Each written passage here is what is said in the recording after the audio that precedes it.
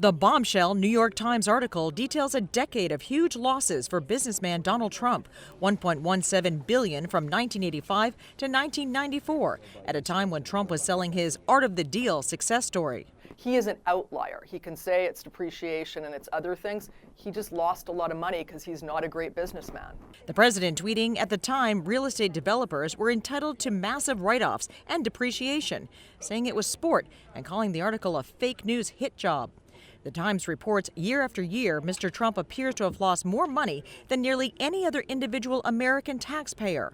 Losses so huge he didn't have to pay income taxes for 8 years. Decades later, candidate Trump boasted about his wealth. I'm really rich. One of the president's staunchest allies had this reaction. In his mind, he is wildly successful. That's part of his branding.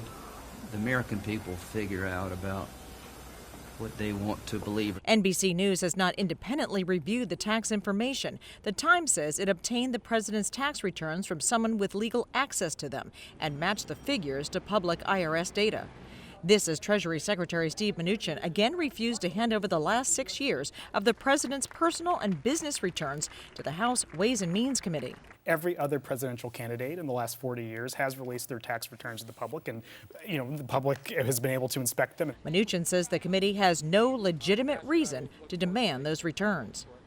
As a candidate, and since he's been elected, President Trump has refused to release his tax returns because he says they're under audit. Jennifer Johnson, NBC News, Washington.